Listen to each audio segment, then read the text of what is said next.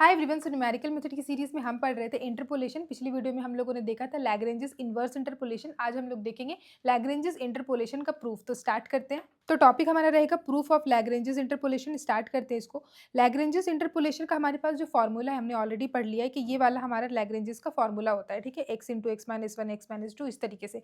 तो ये जो मैंने फॉर्मूला लिखा है यहाँ से, ये हमारा 5 डेटा सेट्स के लिए, मतलब अगर 5 डेटा सेट हमारे पास गिवन होगा, x0 से लेकर के x1, x2, x3 और x4, ये 5 इसी के corresponding y0, y1, y2, y3 और y4। तो 5 डेटा सेट गिवन है तो 5 टर्म बनेगा और ये हमारा इस तरीके का फॉर्मूला बनेगा। लेकिन अगर n number of data sets होगा तो इन जनरल में जो हमारे पास क्या बनेगा, इस तरीके से हमारा फॉर्मूला बनेगा। तो x से लेकर के स्टार्ट होगा और ये जो है हर एक टर्म चेंज होता है, हमें पता है। तो सबको बढ़ाते बढ़ाते xn तक जाएगा। इसी तरीके से हर एक टर्म भी बढ़ेगा और नंबर ऑफ टर्म्स भी बढ़ेंगे, ठीक है। तो ये हमारा हो गया जनरल। इसी चीज़ को हमें क्या करना है, आज हमें प्रूफ करना है कि हम लोग इसको किस तरीके से प्रूफ कर सकते हैं। तो स्टार्ट करते हैं हम लोग अपना प्रूफ करना। मैं यहाँ पे लिखती हूँ। सो गाइस, यहाँ पे मैंने लिखा है कि let y equal to F of x be a function which takes the value x0 y0 x1 y1 से लेकर के xn yn तक। इसका मतलब क्या है कि ग्राफ से समझते हैं। ये हमारे पास ग्राफ है। इस तरीके से हमारे पास कोई फंक्शन है y equal to F of x का फंक्शन, ठीक है। अब हमें क्या है कि हमारे पास कुछ डेटा सेट्स गिवन है जो कि है x0 y0 x1 y1 x2 y3 x2 y2, इस तरीके से।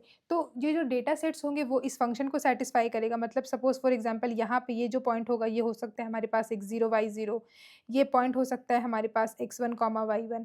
इसी तरीके से फॉर एग्जांपल ये लास्ट वाला जो होगा हो सकता है xn yn। तो जो भी सारे पॉइंट्स हमें गिवन है वो सारा हमारे पास फंक्शन पे है, y equal to F of x की फंक्शन पे। ये चीज़ हम लोग पहले मानते हैं, ठीक है। और सारा डेटा पॉइंट्स भी हमने मान लिया x0 y0 से लेकर के n तक का, ठीक है। तो कितने नंबर ऑफ डेटा पॉइंट्स हैं हमारे पास, यहाँ पे देखो, यहाँ से स्टार्ट होके 1 n तक जा रहा है, मतलब 1 फिर 2 फिर 3 n तक। तो यहाँ से यहाँ तक n number of data points हुए और ये x0 y0 को मिला देंगे तो n+1 हो जाएगा। वही चीज़ लिखा है कि since there are n+1 pairs of values of x and y, okay. तो यहाँ पे अगर जब ऐसा हो जाता है ना, तो हम कह सकते हैं कि we can represent f of x by polynomial in x of degree n। अब इस चीज़ को समझने के लिए हमें क्या करना है, हमें थोड़ा सा इसको अच्छे से समझना होगा। तो यहाँ पे मैंने इसको लिख के रखा है, ये interpolation existence and uniqueness theorem. इसको आपको ध्यान में रखना होगा। ये क्या कहता है बेसिकली कि if n distinct data point हमारे पास गिवन है, ठीक है। जैसे कि हमारे पास हमने यहाँ पे देखा कि n+1 है, यहाँ पे हमने देखा कि n+1 है। तो ये जो थ्योरम हम लोग पढ़ रहे हैं ये जनरल थ्योरम है, मतलब n+1 नहीं, बस जनरल ले रहे हैं कि n number of data points हमारे पास है। अगर ऐसा है तो क्या होगा, then there exist a unique polynomial. एक यूनिक पॉलिनोमियल बनेगा जिसका डिग्री होगा at most n-1, at most n-1, और जो कि that passes through all the points, ठीक है। अब यहाँ पे जो डिग्री एट मोस्ट n-1 यहाँ पे बोला गया, इसका मतलब क्या है, एट मोस्ट। मतलब एट मोस्ट का मतलब है लेस देन और इक्वल टू, नॉट एग्जैक्टली। मतलब जो डिग्री होगा, जो पॉलिनोमियल का डिग्री होगा वो लेस देन और इक्वल टू n-1 होगा। अगर n डिस्टिंक्ट पॉइंट है तो डिग्री एक कम होगा, n से एक कम। यहाँ पे ये जो हमें बोला जा रहा है। अगर आप लोग को पॉलिनोमियल को ध्यान से समझना है तो हम लोगों ने लैग्रेंजेस इंटरपोलेशन में यहाँ पे पॉलिनोमियल का ये डेफिनेशन पढ़ा था। आप लोग वो वीडियो देख लेना। यहाँ पे क्विकली मैं बता दूँ कि जनरल फॉर्म क्या होता है पॉलिनोमियल का। पॉलिनोमियल कुछ इस तरीके को बोलते हैं जिसमें हमारे पास a जो है हमारा कोएफिशिएंट है, x हमारा वेरिएबल हो गया और n हमारा डिग्री ऑफ पॉलिनोमियल है। n का मतलब क्या है, जो हाईएस्ट पावर होता है ना हमारे पास पॉलिनोमियल में, हाईएस्ट पावर ऑफ x। तो वेरिएबल का जो सबसे ज़्यादा पावर होता है, हाईएस्ट पावर, उसको बोलते हैं हम लोग डिग्री ऑफ पॉलिनोमियल, ठीक है। पॉलिनोमियल का ये एग्जांपल हमने देखा था और जो इनवैलिड केस है वो भी हमने यहाँ पे देखा था। तो डिग्री ऑफ पॉलिनोमियल मतलब highest power of variable. For example अगर ये हमारे पास पॉलिनोमियल गिवन है तो इसका जो डिग्री होगा वो क्या होगा, x का सबसे हाईएस्ट पावर क्या है, 5 है, यहाँ 2 है और यहाँ x का पावर 0 है। तो इस वाले पॉलिनोमियल का जो डिग्री होगा वो होगा 5, ठीक है। पॉलिनोमियल भी हमें पता है। अब क्या है कि यहाँ पे क्या बोला जा रहा है कि अगर n पॉइंट्स है, n नंबर ऑफ पॉइंट्स है, तो उसमें पक्का क्या होगा, एक पॉलिनोमियल एग्जिस्ट करेगा और उस पॉलिनोमियल का डिग्री जो होगा वो एट मोस्ट n-1 होगा, इक्वल टू n- नहीं होगा, ठीक है। एट मोस्ट मतलब less than equal to n-1 होगा। तो वो n-2 भी हो, मतलब n से n-1 से कम होगा उसका जो डिग्री होगा, मतलब हाईएस्ट पावर। डिग्री मतलब हाईएस्ट पावर ऑफ जो x बनेगा वो n-1 बनेगा, less than equal to n-1। अब यहाँ पर हम लोग देख रहे हैं अपने वापस से आते हैं अपने प्रूफ वाले सेक्शन में। यहाँ पे हमारे पास कितने नंबर ऑफ पॉइंट्स हैं, n+1 नंबर ऑफ पॉइंट्स हैं। तो यहाँ पे क्या होगा, पक्का यहाँ पे क्या होगा, एक पॉलिनोमियल एग्जिस्ट करेगा। वही चीज़ यहाँ पे लिखा है कि जो पॉलिनोमियल यहाँ पे होगा और इस पॉलिनोमियल का जो डिग्री होगा, ये जो डिग्री होगा वो क्या होगा, लेस देन और इक्वल टू n होगा। जितना भी रहता है उससे एक कम, यहाँ पे n+1 है, इससे एक कम करेंगे तो n होगा। तो less than equal to n होगा, n से कम होगा, मतलब ये n-1 भी हो सकता है, n-2 भी हो सकता है, लेकिन यहाँ पे बोला जा रहा है लेस देन n होगा। तो हम लोग इसको रिप्रेजेंट कर सकते हैं, इसीलिए यहाँ पे आपको ध्यान रखना पड़ेगा। कभी भी ऐसा मत लिखना कि पॉलिनोमियल होगा यहाँ पे n+1 पेयर बना तो पॉलिनोमियल हो जाएगा n पॉलिनोमियल नहीं होगा, less than equal to n होगा। वो इक्वल टू भी हो सकता है, उससे कम भी हो सकता है। तो we can represent f of x by polynomial in x of degree n। तो हम लोग क्या कर सकते हैं, उसको रिप्रेजेंट कर सकते हैं, ठीक है। मतलब क्योंकि हमारे पास रियल डेटा नहीं है कि x का पावर कितना बनेगा। अगर नंबर्स हमारे पास रियल डेटा होगा तो हमें पता चल जाता है, लेकिन हम लोग क्या है, अभी वेरिएबल को x0 x1 मान के चल रहे हैं, तो हम लोग रिप्रेजेंट तो कर ही सकते हैं क्योंकि वो लेस देन और इक्वल टू होता है। तो इक्वल टू का केस में n हम लोग ले सकते हैं, तो हम लोग रिप्रेजेंट कर रहे हैं, ठीक है। अब इसके बाद हम लोग अगर पॉलिनोमियल लिखें, सो इसके बाद मैंने लिखा है कि let this polynomial be the form of this. अब हमने देखा था यहाँ पे जो पॉलिनोमियल हमने पढ़ा ये इसका इस तरीके का फॉर्म में था। तो मतलब यहाँ पे है x, उसके साथ कोएफिशिएंट है, वेरिएबल है। लेकिन यहाँ पे एक और चीज़ नोटिस करो, यहाँ पे हमने x बस एक सिंगल वेरिएबल लिया, मतलब x का बस एक वैल्यू। लेकिन हमारे पास हमने यहाँ पे इस तरीके से क्यों लिया x के साथ x-1, क्योंकि हमारे पास जो भी हमारा फंक्शन है, ये वाला फंक्शन, इस पे x0 x1 इस तरीके से हमारे पास जो है डेटा सेट हमारे पास ऑलरेडी है। मतलब हमारे पास उस फंक्शन के ऊपर जो पॉइंट्स है वो सारे पॉइंट्स हमारे पास हमने एज्यूम किया है x0 x1। तो इसीलिए हमने जो पॉलिनोमियल हमारा अब क्या बन जाएगा, वो बनेगा कुछ इस तरीके से। मतलब y equal to F of X लिखेंगे और यहाँ पे हमारा सारा कोएफिशिएंट और x का टर्म हम लोग किस तरीके से लिख रहे हैं, x-1 into x-2 into x-3 से लेकर के x-n तक। फिर a1 में जो टर्म आएगा, मतलब कोएफिशिएंट दूसरा कोएफिशिएंट के साथ x-x0, यहाँ पे x-x1 नहीं आएगा क्योंकि ये हमारा जेनरिक फॉर्म ऑफ पॉलिनोमियल है। तो इस तरीके से हमारे पास जो डेटा सेट्स थे उससे हमने एक पॉलिनोमियल हमने एक बना लिया है, बेसिक पॉलिनोमियल, ठीक है। अब इसके बाद हम लोग क्या करते हैं, सब्स्टिट्यूट करेंगे यहाँ पर। अब यहाँ पे क्या मैंने पुट किया है कि सब्स्टिट्यूट करेंगे, x की जगह पे x0, y की जगह पे y0। यहाँ पे इसको मैंने इक्वेशन 1 माना था, ठीक है। इस इक्वेशन 1 में x की जगह पे मतलब इनिशियल वैल्यू, ये जो हमारे पास वैल्यू है, क्योंकि अगर ये हमने पॉलिनोमियल माना है, ये अगर हमारा पॉलिनोमियल एक्सप्रेशन है, तो जितने भी डेटा सेट्स है x0 y0 x1 y1 सारा इसको सेटिस्फाई करेगा। तो पहले क्या करते हैं, इसको पुट करते हैं, यानी कि x वेरिएबल के जगह पे x0 और y की जगह पे y0 पुट करते हैं। सेटिस्फाई तो करेगा क्योंकि हमने उसी तरीके से कंसीडर किया हुआ है।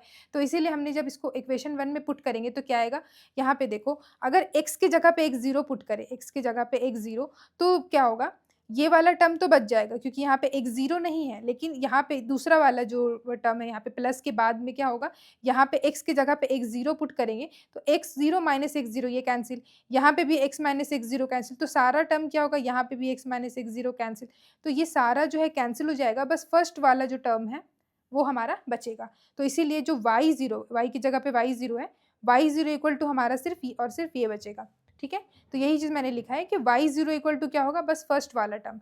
और इसीलिए अगर हम लोग a0 निकालेंगे तो y0 ऊपर आएगा और ये वाला हमारा नीचे डिवाइड में चला जाएगा। सो ये चीज़ हो गया। अगर इसी चीज़ को हम लोग अब मान लेते हैं कि x की जगह पे x1 रखते हैं, ठीक है। तो यहाँ पे मैंने लिखा है कि सिमिलरली अगर x की जगह पे x1 और y की जगह y1 पुट करेंगे, क्योंकि हमारे पास यही दूसरा हमारे पास पॉइंट है और ये जो है ये वाला पॉइंट भी, सारा पॉइंट हमारा इस पॉलिनोमियल को सेटिस्फाई करेगा। तो इस वाले को भी रख के देखेंगे तो यहाँ पे क्या आ जाएगा, इस बार x की जगह पे x1 रखने पे क्या आ रहा है हमारा, x की जगह पे x1 रखेंगे तो ये वाला x1, यानी कि सब में x1 x1 x1 x1 इस तरीके से x1 x1 हो जाएगा, ठीक है। x1 x1 x1 x1 x1।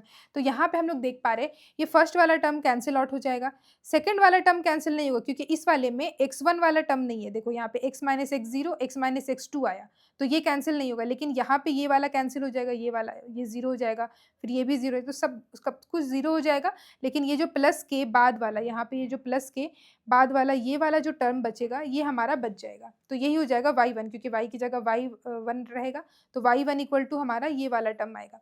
तो यही चीज़ मैंने लिखा है कि y1 इक्वल टू क्या हो जाएगा, a1 इंटू, क्योंकि ये हमारा a1 था, a1 वाला टर्म बच रहा है, तो a1 इंटू जो सारी चीज़ें हैं। अब अगर a1 की वैल्यू निकाले तो y ऊपर आ जाएगा और बाकी सारा हमारा नीचे चला जाएगा।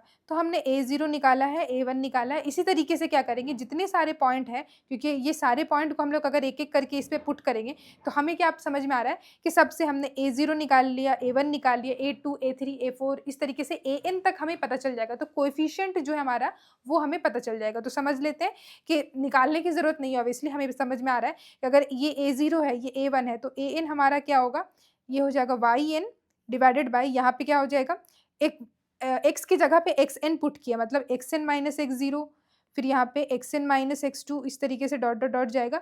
xn माइनस xn नहीं होगा क्योंकि एक n माइनस वन तक जा रहा है ना, n माइनस वन, इस तरीके से कुछ बनेगा। ठीक है, अब इसके बाद हम लोग क्या करते हैं, आगे बढ़ते हैं। सो गाइस यहाँ पे मैंने लिख दिया कि proceeding the same way we will get A2 A3 से लेकर के AN तक हमें मिल जाएगा। अब जैसे ही हमें सारा कोएफ़िशिएंट मिल जाता है A0 से लेकर के AN तक, ये सारा कोएफ़िशिएंट को हम लोग क्या कर सकते हैं, इक्वेशन 1 में पुट कर सकते हैं। तो हमें यहाँ से A0 A1 A2 ये सारा कोएफ़िशिएंट की वैल्यू हमें यहाँ से मिल रही है ना, ये वाली चीज़ से तो मिल रही है, तो इसको क्या करते हैं, सबको इस इक्वेशन 1 में सब्स्टिट्यूट करते हैं। तो इसको यहाँ पे इस तरीके से लिखेंगे। सो गाइस यहाँ पे मैंने लिखा है कि सब्स्टिट्यूट कर रहे हैं वैल्यू ऑफ A0 से लेकर के AN तक इन इक्वेशन 1 में। सो वी विल गेट, ये वाला सेम चीज़ को मैंने यहाँ से लिखा है, ये जो सेम था हमारे पास इक्वेशन 1 ये वाला, इसको सेम को मैंने पहले उठा के यहाँ पे कॉपी किया है। ठीक है, अब क्या करेंगे, A0 से लेके A1 तक जो भी हमारे पास यहाँ पे वैल्यू आई है, A0 से लेकर के A1 A2 A3 AN, इस सबको यहाँ पे पुट करना स्टार्ट करेंगे तो हमें क्या मिलेगा। सो गाइस अगर आप पुट कर दोगे तो आपके पास क्या बचेगा, यहाँ पे f of x equal to A0 की जगह पे हमने क्या लिखा है, A0 की जगह पे ये वाला वैल्यू। ठीक है, ये पूरा, इस पूरे को यहाँ पे लिखा है मैंने, ये ठीक है। और ये तो हो गया A0, इसके बाद तो हमारे पास ये वाला भी टर्म बच रहा है, तो ये वाला जो टर्म बच रहा है, ये वाला टर्म, ये मैंने इसको लिखा है यहाँ पे। ठीक है, ये वाला समझ में आ रहा है, मतलब जो A0 है उसको मैंने ये लिखा है यहाँ तक, और ये जो टर्म बचा हुआ टर्म है यहाँ से, ये हो गया ये वाला टर्म। तो यहाँ पे हो गया y0 इंटू ये, प्लस इसी तरीके से A1 का जो वैल्यू आया है हमारे पास, A1 का वैल्यू आया है y1 इंटू ये वाला पूरा टर्म, तो ये पूरा टर्म को मैंने यहाँ पे लिखा इनटू ये जो यहाँ पे बचा हुआ टर्म था x का, वो मैंने यहाँ पे साइड में फिर लिखा है। इसी तरीके से आगे बढ़ते हुए जो an का वैल्यू आएगा वो ये आएगा पूरा, और ये जो बचा हुआ यहाँ पे इतना ax का टर्म है, इसको मैंने इस एज इट इज़ यहाँ पे इस तरीके से लिख दिया है। ठीक है, अब अगर आप लोग इसको ध्यान से देखो तो this is something Lagrange's interpolation equation. तो अगर आप लोग इसको ध्यान से देखो, यहाँ पे इस वाले को उठा के ऊपर यहाँ पे लिख देंगे, और y0 को ब्रैकेट में मतलब साइड में लिख देंगे, तो यही चीज़ होगा। यहाँ पे लैग्रेंजेस का फॉर्मूला क्या है, यही वाला है। यहाँ पे x into x minus one, x minus two, x minus three, x minus four, और इन वाला टर्म में देखें तो x into x minus one, x into x minus two से लेके n तक, फिर x0 into x minus one, x0 into x minus two, यही चीज़ है यहाँ पे भी हमारे पास आ रहा है, x into x minus one, x into x minus two, x into x minus one, नीचे x0 into x minus one, x0 into x minus two, और इंटू y0। यहाँ पे इसको यहाँ पे लिख देते हैं, और ये y को यहाँ पे साइड में लिखेंगे। सेम चीज़ हमारा है लैग्रेंजेस इक्वेशन का। ठीक है, तो यहाँ पे लिख देते हैं this is called, so guys यहाँ पे मैंने लिख दिया कि this is called Lagrange's interpolation formula. यही हमारा लैग्रेंजेस का इंटरपोलेशन फार्मूला है इन जनरल, मतलब nth टर्म के लिए।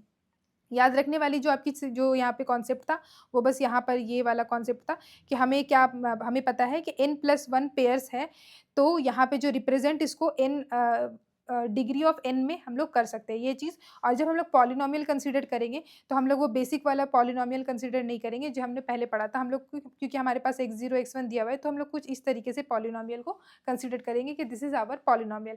अब जैसे हमें पॉलिनोमियल पता है, हमें ये भी पता है कि हमारे पास डेटा पॉइंट्स गिवन है, तो सारे डेटा पॉइंट्स इस पॉलिनोमियल को सेटिस्फाई करेगा, ये वाला भी, ये वाला भी, ये वाला भी। तो एक एक करके सबको पुट करेंगे, क्या होगा जो है एक एक करके सारे फॉर्म मतलब जो है टर्म्स जो है वो कैंसिल आउट होते जाएंगे।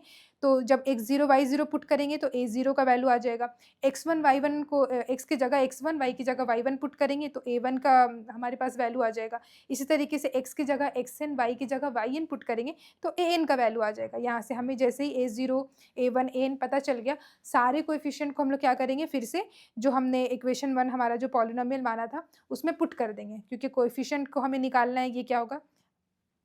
तो जैसे ही पुट करेंगे हमारे पास ये लैग्रेंजेस इंटरपोलेशन का जो फॉर्मूला है वो हमारा आ जाएगा। सो यही था हमारा लैग्रेंजेस इंटरपोलेशन का प्रूफ, और आप लोग मुझे यहाँ पे ज़रूर से फॉलो भी कर लेना। सो गाइस अगर वीडियो अच्छा लगा तो प्लीज़ वीडियो को लाइक करना, और अगर अभी तक चैनल को सब्सक्राइब नहीं किया तो प्लीज़ चैनल को भी सब्सक्राइब कर देना। You can also follow me on LinkedIn and Instagram, और अगर आप लोग मुझसे 1-to-1 कनेक्ट होना चाहो तो टॉपमेट पे भी आ सकते हो। Thank you so much guys for watching this video.